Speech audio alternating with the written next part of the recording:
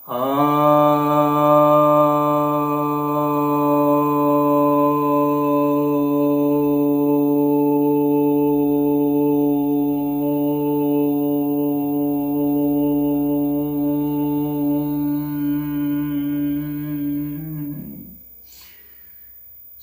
भक्तजनों को सप्रेम नमन। तो आज आपके समक्ष आपकी कुछ जिज्ञासाओं का समाधान लेकर आया हूँ।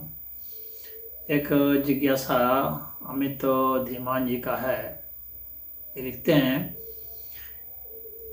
आपसे कर्म बंधन के विषय में जानना चाहता हूँ कि अगर कर्म बंधन होता है तो मुक्ति कैसे संभव होती है। जैसे जैन धर्म में कहते हैं कि मुंह पर पट्टी बांध कर चलें, नंगे पांव चलें ताकि कोई जीव जंतु न मरे।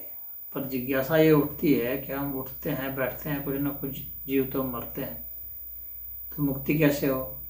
फिर ये और संत जन कैसे परम मुक्ति को प्राप्त करते हैं, कृपया कृतार्थ करें।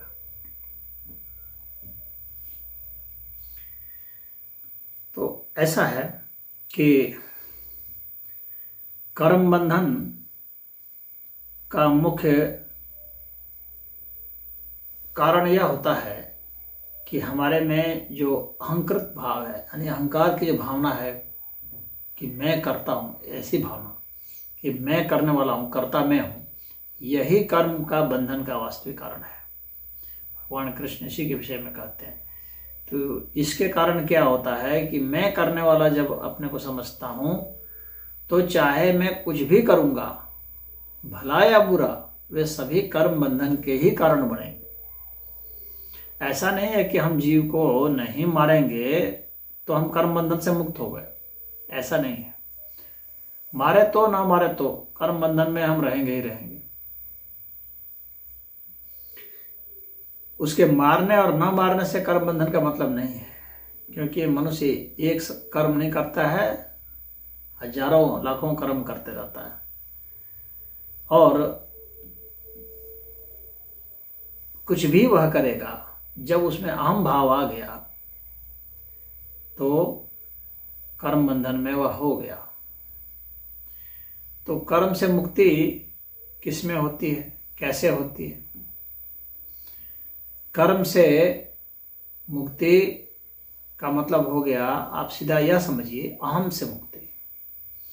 अहम से मुक्ति जब होती है तो ही कर्म से मुक्ति होती है। तो क्या अहम से जिसकी मुक्ति हो गई वो कोई कर्म नहीं करता है।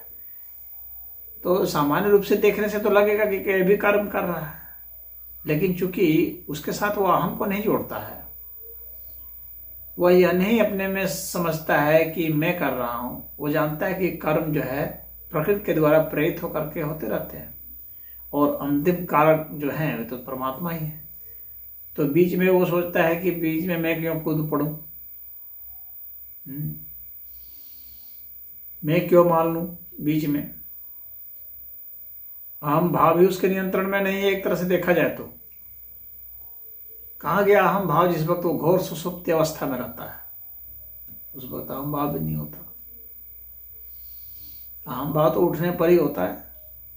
स्वप्न की अवस्था में तो थोड़ा बहुत कुछ होता है, लेकिन सुसुप्ति अवस्था में तो बिल्कुल खत्म।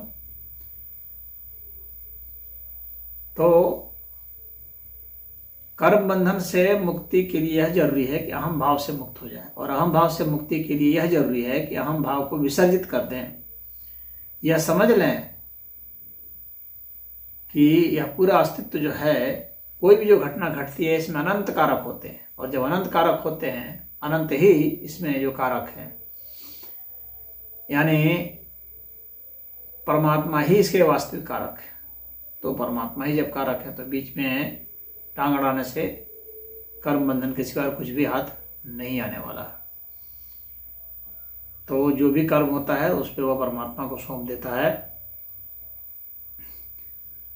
तो मुंह पर पट्टी बांध लेने से जंतु न मर जाए, ये तो एक भावना तो ठीक भावना है, लेकिन इससे जो है कर्म बंधन से मुक्ति नहीं हो सकती।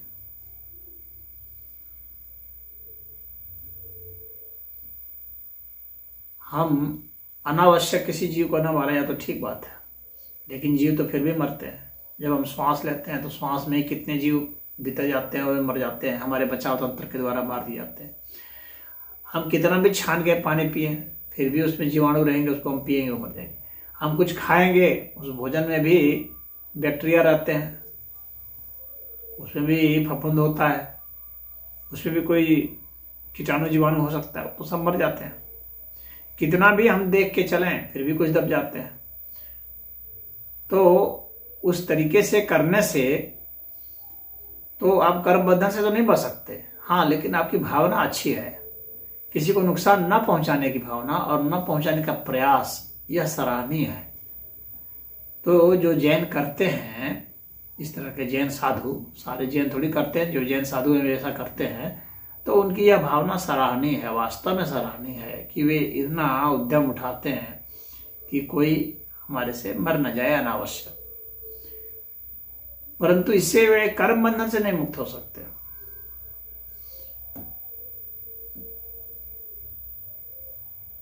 इससे तो यह जरूर है कि वे इस दुनिया को एक अच्छा स्थान बना सकते हैं जीने के लिए, लेकिन कर्म बंधन से मुक्त होना कोई और ही बात है।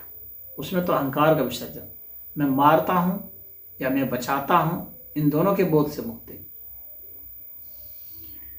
मैं बचाता हूं का भाव भी अहंकार को ही पुष्ट करता है,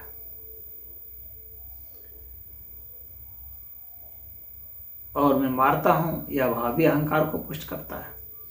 तो बचाने और मारने, इन दोनों के भाव से जो सर्वथा मुक्त है, जो कर्म भाव से ही सर्वथा मुक्त है, वही कर्म बंधन से मुक्त है। तो कर्म से मुक्ति का मतलब है कर्म भाव से मुक्ति, कर्म भाव से मुक्ति का मतलब अहंकार का विसर्जन से मुक्ति है। तो वही निष्काम भाव से किया गया जो कर्म है वही हमें मुक्त करता है। तो मुझे उम्मीद है कि आप समझ गए होंगे। और इसके लिए आपने पूछा है कि संत जन कैसे परम मुक्ति को प्राप्त करते हैं। तो संत जन सांख्य योग के तरीके से भी मुक्ति को प्राप्त करते हैं, जब वे यह जान लेते हैं कि यहाँ पर मैं हूँ ही नहीं, मैं एक मिथ्या बोध है, वास्तव में यह पूरा अस्तित्व है अखंड जो कि अनंत है, यहाँ मैं कुछ है ही नहीं। तो फिर यहाँ पर कर्म है कहाँ? कर्म है नहीं तो कर्म बंधन भी कहाँ है? जिनके लिए कर्म है उन्हीं के लिए कर्म बंधन भी है, जिनके लिए कर्म है ही नहीं तो उनके लिए कर्म बंधन कहाँ? सब क्रिया क्रिया है। बस जो ऐसा मान लेता है, जहाँ समझ जाता है सांख्य योग के द्वारा, वो मुक्त हो जाता है। अब इसके बाद जो है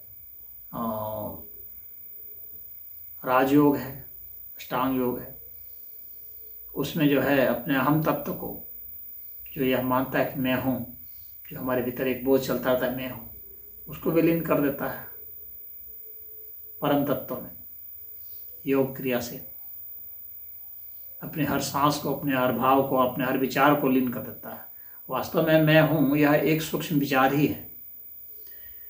तो निर्विचार की जो अवस्था होती है उसमें यह लयता आ जाती है और तब वह भी मुक्त हो जाता है।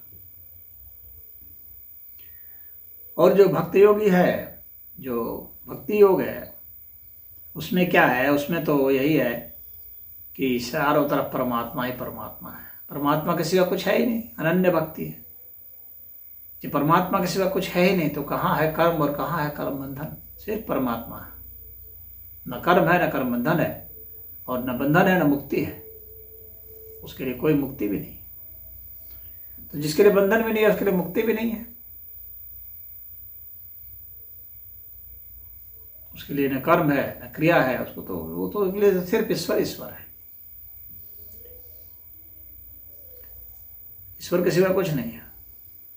अब वो ईश्वर चाहे बंधन हो, चाहे मुक्ति हो, चाहे सब हो, उनको उससे कुछ लेना देना नहीं, ईश्वर से लेना देना है, तो वह भी एक तरह से मुक्त है।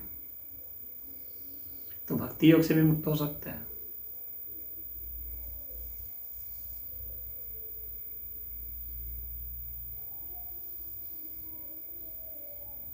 तो इस तरह से बहुत सारे योग हैं जिससे आप मुक्त हो सकते हैं, लेकिन मुख्य रूप से तो यही माने जाते हैं, ज्ञान, ध्यान और भक्ति। तो मुझे उम्मीद है आप समझ गए होंगे।